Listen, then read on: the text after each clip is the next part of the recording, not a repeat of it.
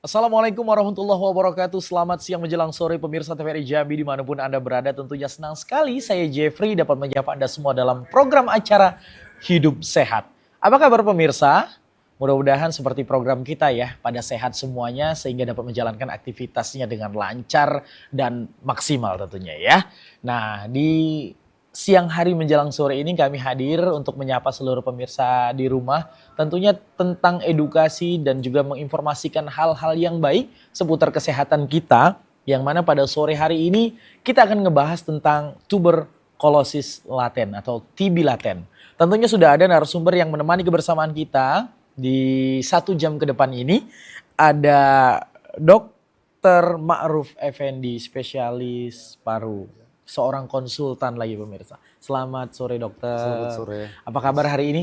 Alhamdulillah baik. Sehat dok ya? Sehat. Alhamdulillah. Sebelumnya terima kasih banyak sudah hadir ke TVRI Jambi. Ini kita pemirsa di rumah sudah nggak sabar pengen diedukasi. Ya.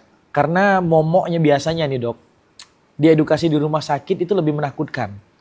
Ya mudah-mudahan pemirsa di rumah lebih sering-sering nonton program Hidup Sehat nih dok. Ya.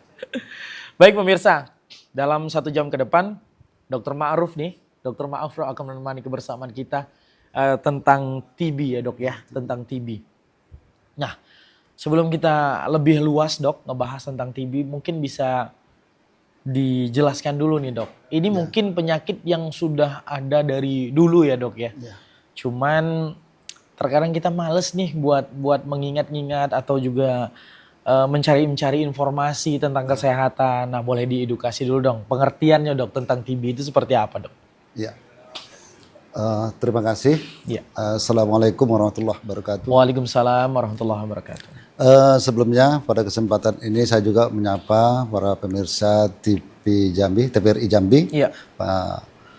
Pada hari ini saya ingin menyampaikan sebelumnya bahwa sebenarnya kita baru melewati Hari Paru Sedunia, yaitu ya bulan September kemarin. Bulan September kemarin dok ya? Ya, September. Nah, kami sebenarnya banyak melakukan acara-acara edukasi di rumah sakit, skopnya rumah sakit. Nah, pada kesempatan ini mungkin dalam rangkaian itu saya ingin tampil juga di TVRI Jambi untuk memberikan informasi ataupun edukasi kepada seluruh masyarakat Jambi. Dan pada kesempatan ini ingin saya memberikan fokus atau penekanan terhadap terkait dengan TB laten. Sebenarnya hampir semua penyakit paru itu sudah cukup familiar ya bagi masyarakat kita. Iya. Kalau kita tanya masyarakat kita itu tahu tentang asma pasti tahu. Tahu tentang PPOK, sesak napas karena misalnya karena rokok tahu. Karena kanker sebagian besar sudah mulai tahu. Dan TB juga sebenarnya tahu. Kenapa? TB ini adalah penyakit yang paling tua sekarang. Oh, paling semenjak kerajaan-kerajaan Mesir kuno itu ada bukti yang kalau ada yang sudah pernah ke Mesir kan itu ada mumi-muminya itu ada bukti bahwa itu pernah terinfeksi kuman TB. Nah, terkait dengan TB, TB itu yang lazim atau yang sering dipahami oleh masyarakat kita adalah TB paru yang pengobatannya itu minimal 6 bulan. Iya, minum obat terus. Minum obat terus 6 bulan dengan berbagai informasi yang terkadang membuat ketakutan. Iya, jadi momok tersendiri. Momok tersendiri. Gitu, dokter. Nah, jadi ingin saya sampaikan bahwa sebelum tahun 2022 atau 2023 itu Indonesia itu masih ada di peringkat ketiga dunia setelah India dan Cina. Iya. Nah, sekarang kita udah naik kelas menjadi nomor 2 di dunia, bahwa yang paling banyak kuman TB itu adalah Indonesia nomor 2. Nomor 2. Nah, mudah-mudahan sedunia. Mudah-mudahan kita tidak sampai ke nomor 1. Nah, ternyata setelah diteliti, salah satu faktor yang membuat kumannya itu kasus-kasus TB itu meningkat adalah adanya aktivasi dari kuman-kuman TB yang ada di dalam tubuh seseorang yang awalnya tidak membentuk penyakit tuberkulosis paru, TB paru, tapi tiba-tiba ketahuan loh sudah positif TB paru. Nah, saya ingin menitik beratkan pada hari ini memberikan pemahaman bahwa ada namanya istilahnya TB laten.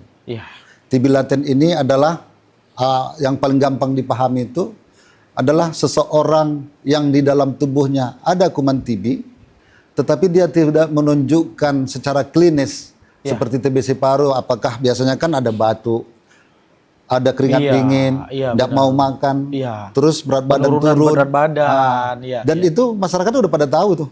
Iya. Tanda-tanda itu. Karena ada tanda-tandanya, Dok. Ada tanda-tanda itu. Iya. Nah, ternyata ada individu-individu yang dalam tubuhnya itu ada kuman yang lagi tidur, namanya TB laten. Nah, hari ini. Tapi maaf, Dok. Kumannya sama? Kumannya sama. Wah. Yaitu Mycobacterium tuberculosis. Iya. Nah, jadi sekarang kita berterima kasih pemerintah kita itu sekarang ini lagi gencar untuk mengejar TB laten ini karena memang dia salah satu sumber yang menyebabkan kuman TB aktif. Iya. Nah, jadi puskesmas, dinas kesehatan itu semua berjibaku untuk mengejar secara target harus ditemukan itu kuman-kuman yang dorman di masyarakat itu. Jadi artinya kuman TB ini adalah yang laten ini adalah memang yang mengintip, yang mengancam setiap saat dia akan berubah menjadi TB paru yang aktif. Itulah secara definisinya TB laten tadi. TB laten. Ya. Nah, ini menarik sekali ya. Kenapa saya bilang menarik pemirsa? Kalau tuberkulosis lainnya, Dok ya. Ini semuanya ada ciri-cirinya. Ya. Ada ciri-cirinya. Ya, pasti ya kalau dokter Ma'ruf bilang tadi ini merupakan penyakit tertua ya di dunia. Kita udah tahu dari dulu mungkin adanya penurunan berat badan, adanya batuk, sesak, dan harus memakan obat minimal 6 bulan. Ini semuanya ada tata cara, ada tata laksananya. Ya. Kita sudah tahu. Menariknya TB laten yang kita bahas pada hari ini adalah kita nggak ada gejala, Dok ya? Tidak ada gejala. Tidak ada gejala. Ini yang membingungkan kita. Nah, selain perbedaan tidak ada gejala, ini bagaimana, Dok? Kalau TB biasa kita tahu menular. Nah, kalau TB ini seperti apa, Dok? TB laten ini, jadi TB laten ini ada di dalam tubuh kita seperti saya sampaikan tadi, bahwa dia tidak menunjukkan gejala. Sebenarnya gejala apapun, Dok. Apapun. Gejala itu sebenarnya muncul karena sudah terjadi reaksi atau perang antara kuman dengan tubuh kita. Misalnya demam. Demam itu karena sudah terjadi perang antara pertahanan tubuh dengan kuman di dalam tubuh kita. Sistem imun kita sudah bekerja. Sudah bekerja dengan bagus. Yang imunitasnya itu hasilnya sebagian itu menimbulkan demam. Menimbulkan batuk. Itu pun sudah terjadi reaksi antara kuman dengan paru-paru kita. Berarti ketika si pasien ini datang ke dokter, ketika dicek, ini pasti langsung positif. Untuk kuman Mycobacterium yang laten. Iya. Secara klinis tidak. Jadi ada pemeriksaan yang spesifik yang dilakukan nanti. Apakah berbeda nih cara pemeriksaannya TB biasa dengan TB laten itu atau sama saja, dokter? Berbeda. Jadi begini, seperti saya sampaikan tadi, bahwa TB laten itu adalah dijumpainya kuman TB di dalam tubuh kita, tapi tidak menimbulkan gejala. Sehingga kita tahu bahwa pemeriksaan TBC yang konvensional, yang biasa itu cek dahak. Ya. Pemeriksaan dahak apakah dengan melakukan pemeriksaan TCM namanya tes cepat molekuler, itu yang sekarang dilakukan pada umumnya di puskesmas ketika kita curiga bahwa seseorang itu dengan keluhan batuk, berdahak, kita periksa dahaknya melalui sistem computerized. Nah, ketemu nanti di situ hasilnya apakah TCM-nya itu positif atau enggak. Iya. Yang kedua juga yang konvensional itu dilakukan pemeriksaan BTA pewarnaan gram namanya. Jadi pewarnaan gram ini dengan melihat keberadaan kuman secara utuh di dalam dahaknya. Itu dengan menggunakan mikroskop biasa dan itu ada di setiap puskesmas. Iya. Nah, itu kan bisa muncul dahaknya itu mengandung kuman, berarti sudah ada reaksi lanjutan daripada kuman TB yang sudah masuk ke dalam tubuh kita, ini paru-paru kita lah. Iya. Nah, kalau TB laten ini dia tidak ada menyebabkan apa-apa, sehingga tidak menyebabkan batuk, tidak menyebabkan dahak karena keberadaan kumannya itu. Karena dia sifatnya tidur, dorman, tidur. Nah, gitu. Susah juga, Dok. Agak susah. Jadi gampang-gampang susah apa susah banget ini, Dok, kalau kayak gini, Dok? Cuman yang perlu kita mungkin saya ingin menekankan kehati-hatian kita, kewaspadaan kita untuk kita harus segera mendeteksi apakah penderita penderita TB laten ini sudah ada di sekitar kita. Nah, Sering kita terlupa gitu. Iya, Karena nggak ada keluhan. benar, ini yang menariknya di sini ya dok ya. Maka kami juga mengajak seluruh pemirsa di rumah untuk berinteraksi bersama kami di 0741603555 atau di nomor telepon di bawah ini yang tentunya pasti pemirsa di rumah sudah save ya. Jadi langsung aja silakan ditanya bersama Dokter Maruf. Ini kita dokter spesialis paru ya. Konsultan pula, jadi langsung saja di telepon interaktif 0811 7433 133. Langsung aja telepon kalau mungkin datang ke rumah sakit nih. Ya. Agak takut dok. Ya. Agak takut, jadi bisa via telepon saja. TVRI Jambi memfasilitasi dialog ini tentunya buat mengedukasi pemirsa di rumah. Nah, gampang-gampang susah kalau ngebahas masalah TB laten ini, dibilang susah juga enggak ya dok ya? Tidak susah. Tidak susah juga sebenarnya pemirsa ya. Tapi yang menariknya bagaimana nih cara dokter nih untuk men-screening nih atau tim men-screening. Mungkin ya kita kan sampai ke bawah. Seperti yang dokter bilang tadi.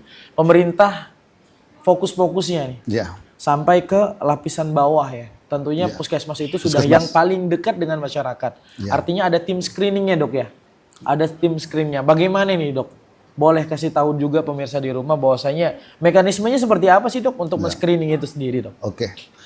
Nah, terima kasih. Jadi terkait dengan penemuan penderita TB laten atau men-screeningnya itu, jadi sebenarnya biasanya berawal dari pasien-pasien yang pertama sekali kita temukan ada kasus tuberkulosis paru aktif di dalam satu rumah. Ya. Itu yang pertama dulu. Itu dulu. Itu pertama. Jadi kita berasumsi, berkeyakinan bahwa penderita yang sedang makan obat TB paru aktif tadi, kebersamaannya sebelum ditemukan itu pasti sudah kontak dengan keluarganya. Iya dong, pasti dong. Pasti kontak. Karena serumah ya. Ya. Jadi selanjutnya setelah penderita ini diobati, puskesmas sekarang ini sangat aktif, saya bilang sangat aktif untuk melakukan screening terhadap orang-orang di sekitarnya yang berpotensi kontak. Apakah anak, orang tua, atau cucu, atau siapapun bisa ditelusuri siapa yang kontak erat dengan penderita itu. Nah, apa yang dilakukan itu? Yang dilakukan itu, nah ini kembali ke bagaimana cara kita mengatakan seseorang penderita TB laten. Diagnosis TB laten itu adalah dengan melakukan namanya mantuk tes. Mantuk tes. Dan itu di seluruh puskesmas sudah disediakan oleh pemerintah. Mantuk tes. Ada juga yang lebih cuman itu berbiaya, mahal. Di laboratorium itu ada namanya pemeriksaan IGRA. Ya. Interferon gamma. Dan ini belum tercover ya. Belum tercover.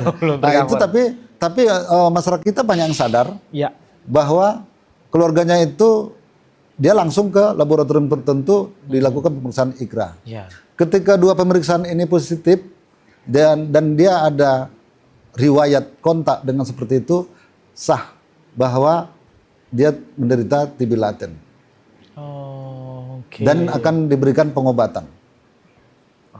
Dan pengobatan juga pemerintah sudah mengantisipasi, menyiapkan di seluruh puskesmas pengobatan itu sudah disediakan dan semuanya sampai saat ini yang saya tahu semua berjalan lancar untuk kita di Provinsi Jambi ini, terutama di Kota Jambi. Gitu dokter. Jadi artinya ada pemeriksaan. Ada pemeriksaan. Ada pemeriksaan. Memang harus 2 kali pemeriksaan atau cukup 1 kali yang di cover oleh pemerintah di puskesmas saja dokter? Tadi itu pilihan. Oh pilihan. Kalau enggak mantuk tes, boleh juga IGRA. Salah satu nih boleh. Salah satu. Tapi di pertanyaan masyarakat di puskesmas sudah cukup. Sudah sangat lengkap. Akurat ya dok. Akurat. Nah, mantuk tes itu sudah terlatih. Kawan-kawan perawat-perawat di puskesmas sudah terlatih. Dan selama ini sebenarnya itu seperti bola salju yang terus bergerak. Nah, perlu mungkin cuma sering saya sampaikan model stigma ya. Stigma itu sering yang tidak nyaman karena TB paru ini di masyarakat kita sebagian masih merupakan stigma. Bagaimana stigmanya? ketika dinyatakan seseorang itu penderita TB paru, akan datang tim dari puskesmas melakukan screening. Betul. Nah, kedatangan itu membuat tidak nyaman bagi sebagian orang. Betul sekali, membuat tidak nyaman, membuat risih ya dokter ya.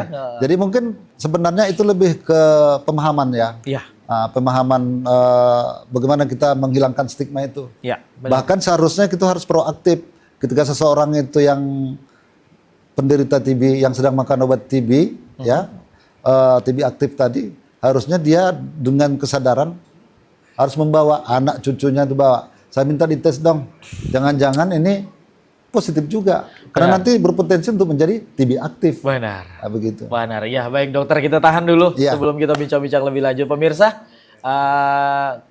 tetaplah bersama program Hidup Sehat bersama Dr. Ma'ruf ya, karena banyak sekali permasalahan-permasalahan yang ingin kita bahas dan juga kita masih menantikan informasi-informasi selanjutnya dari Dr. Ma'ruf. Tapi sebelum itu kita izin iklan dulu.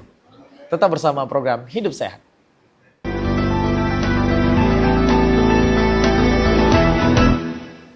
Terima kasih pemirsa, Anda masih bersama kami dalam program Hidup Sehat di siang hari menjelang sore ini ya. Kita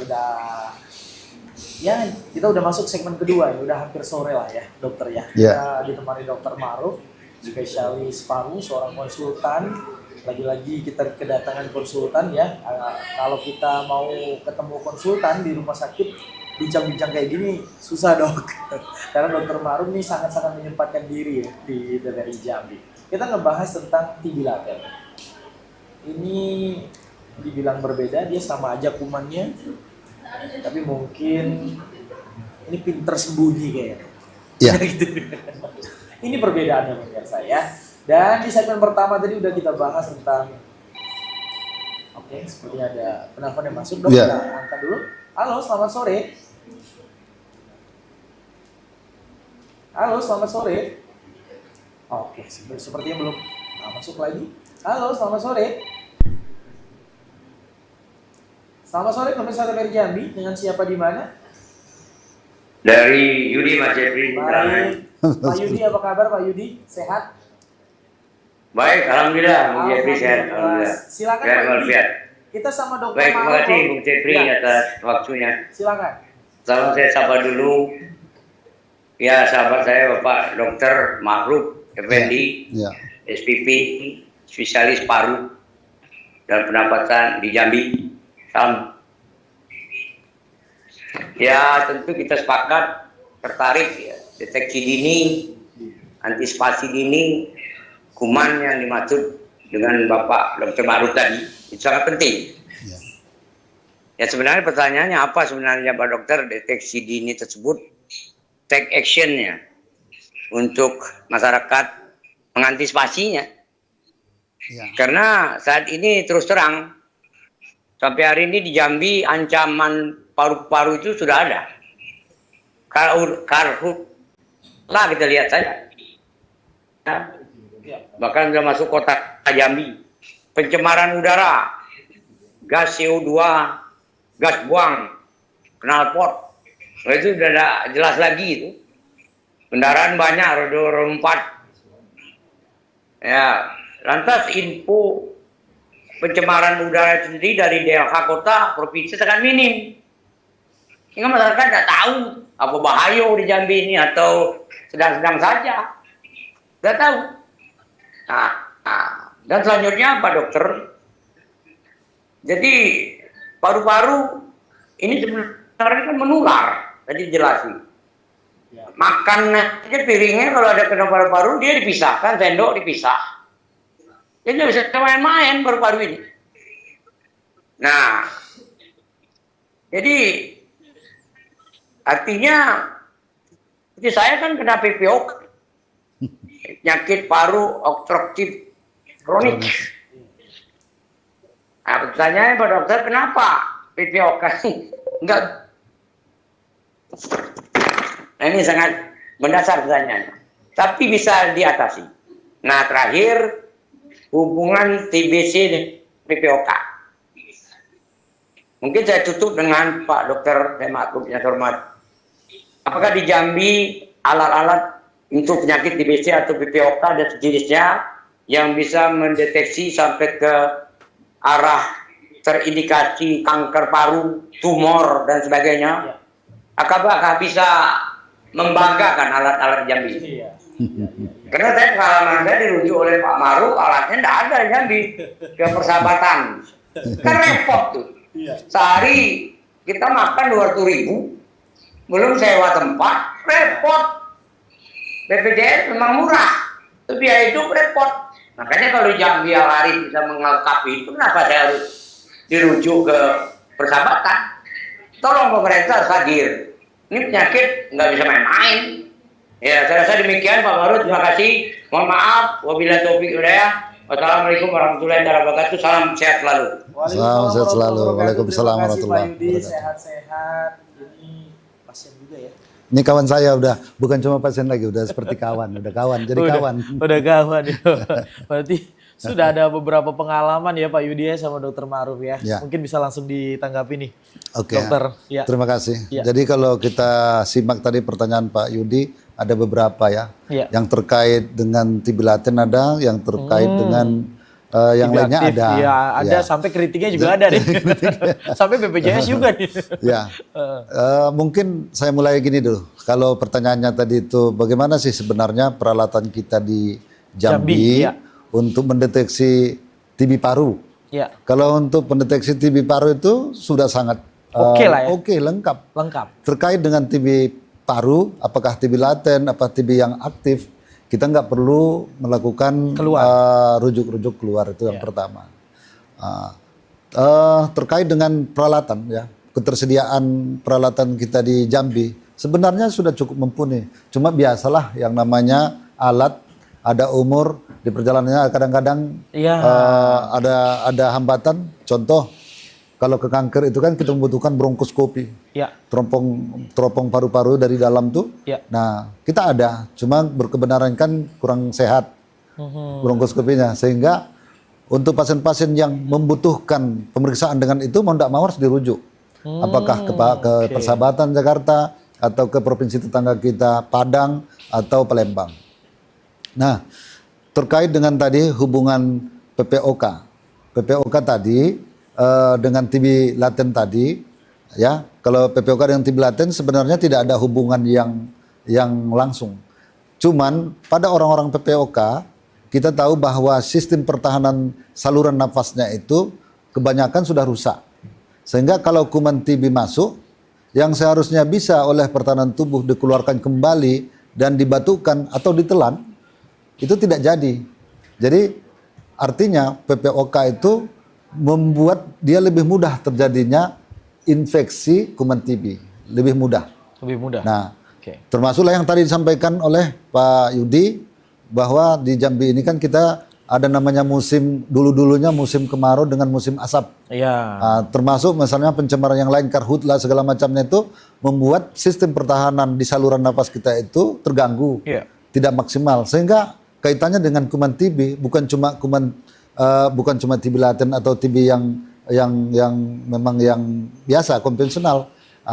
Jadi kerusakan pada saluran napas dalam artian daya tahan tubuh dengan di sini, karena di saluran napas kita ini ada silia, ada seperti lift eskalator yang bertugas untuk mengeluarkan kembali kuman TB yang kadung masuk ke dalam paru-paru.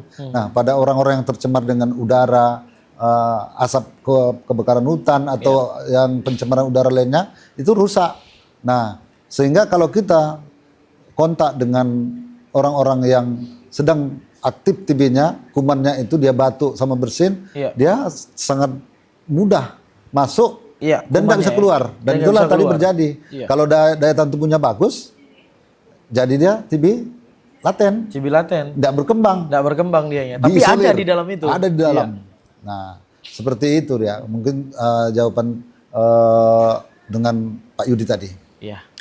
Mungkin ada suatu stigma yang sering saya sampaikan ke masyarakat, bahwa sebenarnya kalau ada seorang penderita TB di dalam suatu keluarga, itu secara emosional dan psikologis itu beban berat. Jangan dibebani lagi, jangan diperberat lagi dengan adanya bentuk isolasi, pengasingan. Piringnya diasingkan, cangkirnya, sendoknya diasingkan, dan itu akan memperberat dia. Dan saya sering menemukan kasus seperti itu membuat dia depresi. Nah, sebenarnya kalau kita lihat dari dasar dari penularan TB ini, yang paling penting terbentuk partikel di udara dari orang yang sedang makan obat TB atau yang sedang aktif TB-nya ke udara, dan itu kita hirup. Kapan itu terbentuk? Ketika batuk sama bersin. Terus gimana kalau kita pakai sendok, piring, cangkir yang dipakainya? Itu kan tidak terbentuk partikelnya tadi. Nah, insya Allah itu tidak menularkan. Misalnya saya memakai piring yang sudah dipakai penderita TB. Saya pakai, itu tidak akan menularkan. Tidak menularkan. Yang menularkan mana? Terbentuknya partikel aerosol. Makanya ada namanya etika batuk, etika bersin. Kuncinya di situ. Termasuklah itu menjaga, tadi pertanyaannya tadi juga mungkin yang tersinggung dikit. Jadi termasuklah metode etika batuk itu yang benar, menjaga terbentuknya TB laten di keluarga itu. Termasuk penularan di tempat lain juga. Nah, begitu. Jadi bagaimana etika batuk yang bersih itu? Yang pertama, kalau ada sapu tangan, pakai sapu tangan. Tapi sebenarnya kalau ada tisu, kalau kita curiga ada seseorang yang sudah kena TBC, aktif, jadi usahakan pakai masker selalu. Udah itu kadang-kadang kan nggak ada masker. Pakai sapu tangan, tisu, atau minimal kita batuk, pakai tangan kita gini. Jadi intinya dia bukan gini dok ya, bukan gini. Boleh juga. Sebenarnya kan yang penting dia tidak terpercik. Tapi nanti kalau pas salaman dok. Tapi kan cuci tangan. Cuci tangan. Kalau ingat pula. Terlalu lah, udah kayak gitu nggak dicuci tangan. Nggak cuci tangan, ya makan langsung makan aja. Wah itu yang bahaya dok ya. Makan pun itu kan masuk ke perut, dihancurin oleh asam lambung. Iya. Yang paling penting itu tidak masuk partikel yang mengandung kuman TB masuk ke paru-paru. Itu yang paling penting. Itu yang penting dijaga. Nah itu. Jadi itu ya jawaban dari Iya Pak untuk Yudi Pak Yudi tadi. Tapi memang semua aspek kena nih pertanyaan Pak Yudi. Iya. Sampai ke alatnya, sampai ke BPJS-nya. Oh, BPJS. Iya, BPJS mungkin memang tercover. Iya. Cuma biaya hidup tidak, Pak Yudi. Iya. Pemirsa masih mengajak seluruh pemirsa TVRI Jambi di rumah untuk berdialog ya, berinteraksi bersama Dr. Ma'ruf di sini di line telepon. Tentunya bagi pemirsa setia TVRI Jambi langsung saja 08117433 133 langsung aja hubungin. Jadi jangan ragu-ragu lagi, silahkan mungkin kalau ada keluhan baik itu diri sendiri ataupun juga keluarga ataupun juga kerabat bisa langsung hubungi studio TVRI Jambi ya. Baik, kita sambil menunggu penelpon kita bahas lagi, lanjutkan dokter. Tadi kita sempat terputus masalah screening yang dilakukan ujung tombak ya teman-teman kita di puskesmas ya. Bagaimana mungkin bisa dokter tata laksananya mungkin bisa diceritakan ya dok, bagaimana screeningnya kepada si pasien, apalagi si laten ini kan kita nggak sadar dok. Ya memang nggak disadar, namanya juga laten. Namanya juga laten ya, gimana ya, kita nggak sadar tiba-tiba sistem imun kita, mungkin kita lagi kecapean kerja, kecapean kegiatan sehari-hari ya. Ini kumannya berproses kan di dalam tubuh kita, imun kita udah diserang sehingga muncullah dengan demam, cek TB. Ini kan sakit tidak berdarah ini dok namanya. Silakan dokter. Jadi pemeriksaan untuk ataupun screening untuk menegakkan TB laten itu seperti sampaikan tadi itu yang dilakukan adalah memastikan bahwa di dalam tubuhnya ada kuman TB tanpa ada keluhan atau gejala yang muncul. Bagaimana kita melakukan itu? Yaitu dengan melakukan tuberkulin skin test namanya, ataupun yang biasa disebut mantok test. Apa itu mantok test itu? Nggak usah takut untuk masyarakat Jambi yang mendengar acara ini, bahwa tindakan pemeriksaan dengan mantok test itu adalah menyuntikkan ekstrak daripada dinding sel kuman TB yang sudah diekstrak, itu disuntikkan ke kulit seperti kita melakukan tes alergi antibiotik kalau kita dirawat misalnya. Nah kita suntik, dan di hari kedua, hari ketiga dan keempat berikutnya baru lakukan dibaca. Oh. Apa yang kita harapkan? Sebenarnya harapan kita negatif kan, Iya. tidak bereaksi. Ya. Nah, kalau bereaksi, misalnya terbentuk indurasi. Indurasi itu seperti kulit kita ini digigit semut, akan muncul bentolan kecil. Atau ruam-ruam merah gitu, Dok? Tidak sampai Enggak. ruam terlalu lebar. Terlalu lebar ya? Nah, dia ini ada Bintik-bintik saja. bintik seperti 1 senti. Makanya ada kebermaknaan daripada hasil tes, mantok tes itu akan diukur di hari ketiga atau hari keempat. Setelah disuntikan? Setelah suntik. Nah, akan kita lihat, kita ukur. Kalau tidak terbentuk reaksi, berarti negatif. Ya. Kalau kita lihat ada indurasi, kita ukur. Ya. Nah, kalau dia misalnya ukurannya itu 10 mili atau 1 senti bahkan lebih, berarti tegaklah diagnosis bahwa dia itu TB laten. Oh. Untuk orang-orang yang tadi yang disangkakan. Iya, Nah, iya. kenapa? Reaksi ini muncul karena bentuk pertahanan tubuh kita. Karena yang dimasukkan adalah ekstrak dari dinding kuman TB Iya. yang bisa diasumsikan sebagai mewakili kuman TB utuh.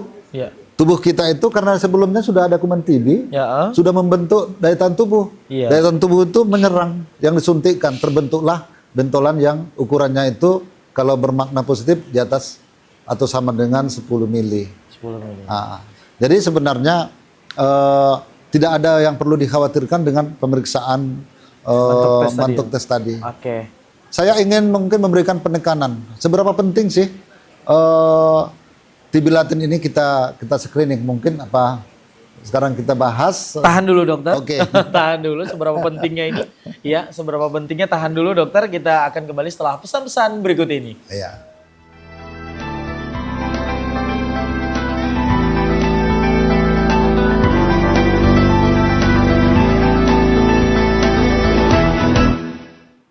Terima kasih pemirsa, Anda masih bersama kami dalam program acara Hidup Sehat di sore hari ini. Masih ditemani dengan Dr. Ma'ruf, spesialis paru, seorang konsultan, dan kita masih membahas tentang TB laten. Ini menarik sekali, Dokter ya. Iya. Ya gimana ya, susah juga saya ini ya. Kalau seumpamanya kita berada di lingkungan yang sudah terkena TB ini, was-was juga nih, Dok. Iya. Was-was juga. Jangan-jangan, nah kan ini kan praduga tak bersalah nih. Iya, betul bersalah. Praduga tak bersalah, jangan-jangan. Nah ini, jangan-jangan ya TB laten nih saya gitu Iya. jawabnya dia kan. Cuman apalagi dia penyebarannya melalui udara kan. Iya. Sehingga kita ya sedangkan udara ya kita hirup ya. Iya. Tapi kalau pertanyaannya, Dok, kalau katup yang turun naik ini, Dok, itu Iya. berfungsi dengan baik gimana, Dok?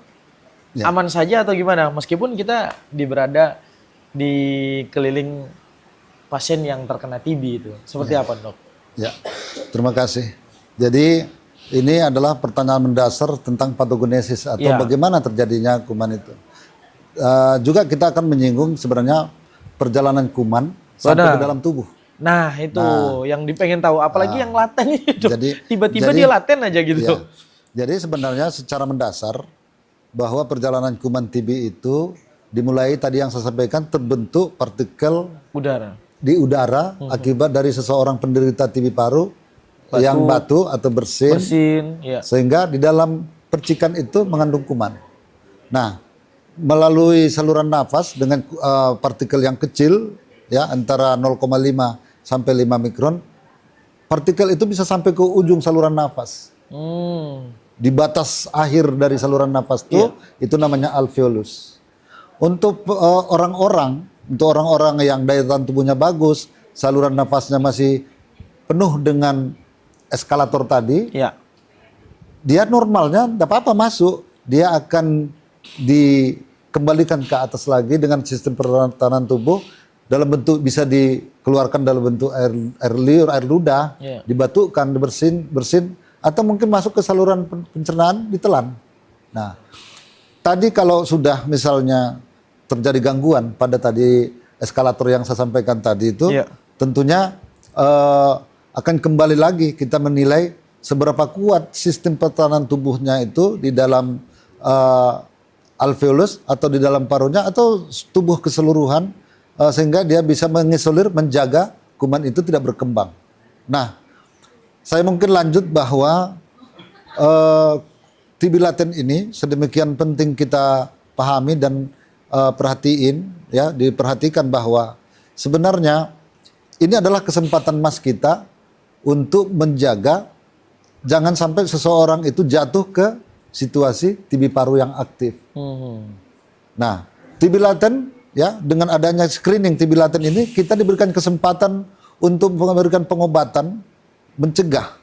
Jangan sampai orang yang sudah mengandung, ya, mengidap kuman TB tapi dia belum menjadi TB paru yang aktif, jatuh ke dalam kondisi TB paru, penyakit TB paru yang sebenarnya. Nah, perlu dipahami, ya, untuk para pemirsa bahwa TB laten ini sangat potensial untuk menjadi TB yang aktif. Bagaimana itu terjadi? Kita tahu bahwa kuman TB ini ibaratnya musuh yang sedang mengintai setiap saat. Ketika kita lengah gitu, selesai. Kapan lengahnya tuh? Biasanya daya tahan tubuh kita yang menurun pada orang-orang HIV, diabetes, orang yang sedang menjalani pengobatan kemoterapi, kanker, untuk orang yang autoimun, ya, atau orang tua, lansia, dan anak-anak yang masih kecil, sangat potensial untuk terjadinya TB paru yang aktif setelah dia menyimpan, ya. Dalam hal ini menyimpan kuman TB paru. Ini dalam hal ini Mycobacterium tuberculosis tadi.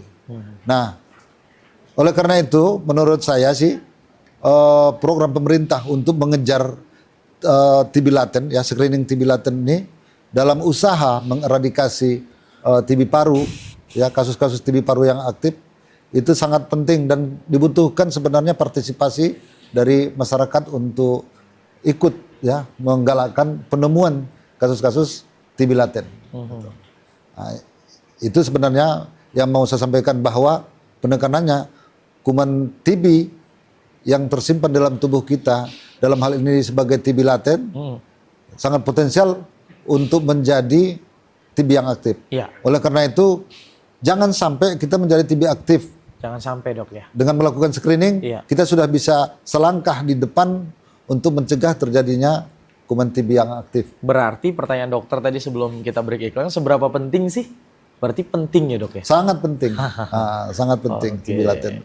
Screening TB laten. Screening. Dan jangan takut, Dok, ya. Dan jangan malu juga. Nah, ini buat pemirsa di rumah mungkin bisa dikasih edukasi juga, Dok. Ini kan terkadang, mohon maaf nih, Dok, kalau ada salah satu anggota keluarga kita yang terkena TB nih, sudah divonis TB, terus tim dari puskesmas, ya, yang paling lapisan yang paling bawah ini kan ujung tombak dari tim kesehatan ini datang ke rumah, ini kan menjadi momok tersendiri. Kita ini ada yang bilang aib lah, ya kan, ada yang bilang ini malu nih buat keluarga, berarti keluarganya tidak sehat kah, seperti itu. Nah, ini gimana, Dok? Mungkin bisa disampaikan, ya. Menurut saya sebenarnya ini bisa kita balik. Perlu kesadaran ini. Kesadaran ketika di dalam satu rumah itu ada yang sudah makan obat TB karena didiagnosis sebagai TB paru yang aktif. Biar hal yang ditakutkan tadi heboh satu RT. Oleh karena itu dibalik. Caranya gimana? Datangnya puskesmas.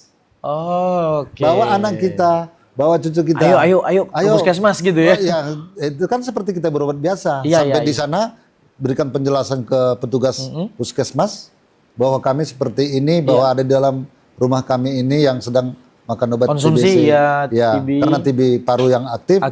Kami minta tolong di screening. Jangan-jangan kami juga sudah mengidap, ya, TB laten. TB laten nih. Nah, jadi nggak perlu heboh dari RT. Itu menurut saya solusi yang paling aman dari sosialnya tadi, ya. Itu artinya sosialnya. singkat kata, Dok, si pasiennya harus aware nih. Harus peduli terhadap keluarga. Jangan sampai yang tim dari puskesmas yang datang, kita yang mendatangi dulu.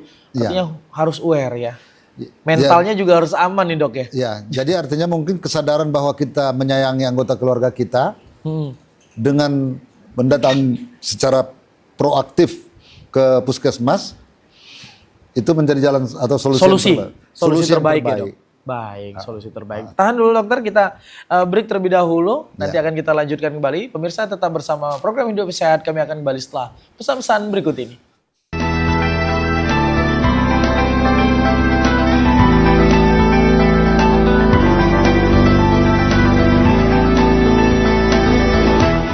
Terima kasih pemirsa, Anda masih bersama kami dalam program acara Hidup Sehat di sore hari ini pemirsa. Sudah banyak sekali yang kita bahas bersama Dr. Ma'ruf. Tentunya ini informasi yang luar biasa untuk edukasi kita seputar kesehatan. Spesifiknya terhadap TB ya dok ya, tuberkulosis yang kita tahu biasanya cuman yang aktif-aktif saja dok. Ya ternyata di lingkungan pasien yang sedang aktif tuberkulosisnya ini, si kumannya ini lagi aktif-aktifnya ternyata bisa terjadi juga TB laten. Ya, TB laten. Yang ini tanpa ada gejala sedikit pun, biasa tidak ada batuk, tapi ketika kita sistem imun kita lagi menurun, ini bisa menyerang dan menjadi aktif. Ya. Dari kuman ini menjadi aktif. Nah, yang belum kita bahas dokter, masalah pengobatannya dokter. Kalau kita tahu bahwasanya TB yang aktif, ini minum obat minimal 6 bulan. 6 bulan. Ya ada yang merah-merah itu dok ya. Yang Saya merah. sih cuma denger-denger aja sih dok. Denger-denger aja sih dok. Ya, jadi kalau untuk TB latennya ini, apakah berbeda dokter? Atau seperti apa mekanismenya dari pengobatan TB laten itu sendiri dokter? Ya, terima kasih. Jadi terkait dengan pengobatan TB laten untuk para pemirsa, saya yakin bahwa pengobatan TB ini sebenarnya sudah sangat familiar. Iya. Ya, ada yang kalau yang konvensional kan, yang makan obat TB paru aktif itu minimal kita 6 bulan. Minimal itu dok minimal ya? 6 bulan dengan pengobatan yang dilakukan minum obat setiap hari. Pengobatan itu bisa 6 bulan, kalau yang konvensional bisa 7 bulan, 8 bulan, bahkan 9 bulan. Dan untuk kasus-kasus TBC yang di luar paru, jadi perlu kita kasih tahu bahwa pengobatan TB paru yang aktif dulu ya, itu bahwa pengobatan TB paru yang aktif itu minimal 6 bulan. Tapi ada namanya TBC itu kan ada 2 macam. TBC yang ada di paru-paru dan TBC yang ada di luar paru. Di luar paru ini bisa di tulang, di TB di usus, TB otot, saraf, segala macamnya itu. Nah, pengobatan itu lebih lama. Bisa bahkan sampai setahun makan obatnya. Minimal? Bukan minimal dia, dimaksimalkan biasanya setahun. Di beberapa literatur ada yang memakai setahun sebagai ukuran kesembuhannya. Kesembuhannya dok. Ada yang minimal 10 bulan. Ya. Nah, terkait dengan TB laten ini sebenarnya pengobatannya lebih mudah. Karena dia pada umumnya yang sekarang kita di puskesmas itu makan obatnya sekitar 3 bulan. Dengan cara makan obatnya cuma sekali seminggu. Sekali seminggu. Sekali seminggu. Dan makan obatnya cuma 3 bulan. Sekali seminggu. Sesudah itu tidak perlu dilakukan evaluasi. Cuma namanya pengobatan itu profilaksis, pencegahan untuk mencegah pasien ini jangan jatuh ke kondisi TB paru yang aktif. Aktif gitu dok. Kok bisa seperti itu? Ya, itulah panduan yang dari Kemenkes dan WHO yang sudah kita adopsi di Indonesia. Dari WHO dok? WHO seperti itu. Nggak hanya Indonesia saja berarti ya? Bukan, seluruh dunia seperti itu. Jadi ada yang pada umumnya kita pakai yang 3 bulan dengan makan, ada yang sekali seminggu, ada yang tiap hari makannya. Tergantung komposisi dari obat yang diberikan kawan-kawan di puskesmas tuh. Iya. Ya, ada yang mengandung rifampicin dengan INH itu selama 3 bulan setiap minggu. Ada yang mengandung rifampicin sama INH setiap hari makan 3 bulan. Ada juga memang yang sampai 8 bulan tergantung komposisinya. Tapi kita yang tersedia di Jambi itu pada umumnya kita memakai 3 bulan. 3 bulan. Dan itu sudah terfasilitasi di terfasilitasi di setiap puskesmas.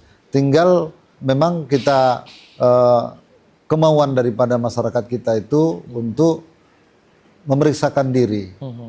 Ketika dia tegak diagnosis TB laten, ya tinggal pengobatan. Sampai saat ini pada umumnya berjalan lancar. Apakah ada yang muncul reaksi dengan makan obat yang cuma 2 komposisi tadi? Beberapa kasus yang sampai ke kita juga ada. Efek samping yang muncul tuh pada umumnya kan bisa itu mual-mual. Ya, itu yang paling sering terjadi ya dok? Tidak nyaman juga. Mual, terus bisa dia gatal-gatal di kulit. Tapi insya Allah selama ini masih bisa kita atasi efek samping yang muncul dengan pemberian obat antisipasinya atau apa namanya istilahnya sebagai obat yang meminimalkan efek samping gitu. Antimualnya Antimual kita kasih bisa ya dok ya. Tapi memang kalau terkadang kalau dia nggak sanggup, ada situasi yang karena reaksi tubuh terhadap obat itu nggak sanggup, Iya. mau nggak mau obat kita berhentikan. Oh. Jangan dipaksakan. Sudah muntah-muntah nggak terkendali, Iya. dikasih obat muntah juga nggak bisa, mau nggak mau obat itu harus mau nggak mau kita stop. Bagaimana selanjutnya? Kita lakukan evaluasi, evaluasi atau observasi Iya. sampai 3 sampai 6 bulan ke depan. Bagaimana reaksinya? Nah, gitu. Gitu dokter ya. Tapi Iya. dalam kurun waktu 3 bulan dan hanya 1 kali dalam seminggu ini kan Iya. lumayan apa ya dok ya? Simple lah ya dok ya. Simple. Simple dan tidak memberatkan dibandingkan memberatkan. dengan kondisi ya pasien yang memang divonis TB aktif ya dok ya, yang minimal 6 iya, bulan. TB Gitu. aktif, Kan iya. ini jauh berbeda sekali, Iya. jauh berbeda. Tergantung kesadaran masyarakat. Kesadaran masyarakat. Nah, ngomong-ngomong kesadaran masyarakat, Dok, bagaimana untuk angka kasus TB, baik itu yang aktif maupun yang laten yang ada di khususnya Kota Jambi sekitarnya, Dokter? Jadi Boleh diceritain dulu biar masyarakat aware nih, Dok. Biasanya masyarakat kita ditakutin dulu, baru mau bergerak nih, Dok. sebenarnya hampir seluruh penyakit terutama di paru yang terjadi adalah fenomena gunung es. Oh, Yang sampai ke puskesmas, Pasti. yang sampai ke puskesmas, sampai ke klinik-klinik, iya. itu adalah ujungnya. Sebenarnya jauh gitu. lebih besar di dalam. Makanya saya bilang di dalam menata laksanai TBC kita kan ini dicanangkan untuk mengeradikasi TB untuk tidak ada seperti beberapa penyakit yang sudah dianggap musnah. Iya. Tapi TB ini ternyata nggak bisa. Kenapa? Karena TB ini penuh dengan kasus yang ada di bawah, yang nampak cuma di permukaan. Makanya yang di bawah permukaan ini terus bergerak, melebar, menular kemana-mana. Jadi kalau ditanya secara angka, kita Jambi termasuk yang endemis TB.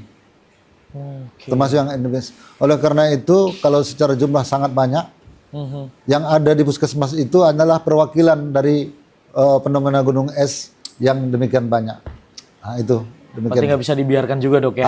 Harus kita proaktif dan kerjasama antara masyarakat yang penuh kesadaran dan kawan-kawan di puskesmas dari dinas kesehatan itu sudah sangat giat. Dan Dokter Ma'ruf hadir di sini menjadi salah satu ikhtiar juga nih. Ikhtiar dari untuk medis memberikan, ya, Dok ya? untuk memberikan mungkin Edukasi kepada masyarakat untuk- bahwasanya kita nggak bisa tinggal diam ini, Dokter. nggak bisa tinggal diam, ya. Ini tahu-tahu merambak aja semuanya Ya. jadi banyak gitu. Baik Dokter, terakhir Dokter sebagai kesimpulan hari ini dan juga Ya. closing statement Dokter kepada pemirsa di rumah, saya persilakan Dokter. Oke, terima kasih. Kepada para pemirsa TVRI Jambi, di sini ingin saya sampaikan bahwa sekalipun TB laten itu tidak berkeluhan, tidak mempunyai klinis, tapi dia merupakan musuh yang sedang mengintai, ya, yang sedang mengintai. Oleh karena itu, ini adalah penyakit yang bisa kita lakukan antisipasi di awal dengan kesadaran penuh. Ketika ada seseorang yang sedang makan obat TB dengan TB paru aktif di dalam rumah kita, mari kita untuk segera melakukan screening sebagai usaha untuk terjadinya penularan atau munculnya kasus-kasus baru TB paru yang menjadi momok di masyarakat kita. Mungkin itu sebagai kata penutup dari saya. Baik, Dokter, terima kasih banyak Ya. atas waktunya. Ya. Mudah-mudahan ilmu-ilmu yang udah disampaikan oleh Dokter Ma'ruf hari ini bermanfaat, Dokter. Amin. Tidak hanya untuk saya pribadi dan juga TVRI Jambi, tapi untuk seluruh pemirsa TVRI Jambi yang menyaksikan tayangan pada sore hari ini, Dokter. Sekali lagi terima kasih banyak. Ya. Sehat selalu, Dokter. Amin. Next nanti kita jumpa lagi dengan tema-tema yang berbeda. Boleh. Ya Dokter ya. Kami tunggu waktu-waktunya nih karena Oke. konsultan pemirsa ya, banyak pasiennya. Demikian pemirsa sajian hidup sehat pada sore hari ini. Saya mewakili kru yang bertugas mengucapkan terima kasih dan undur diri dan saya akhiri. Wassalamualaikum warahmatullahi wabarakatuh. Sampai jumpa. Ya.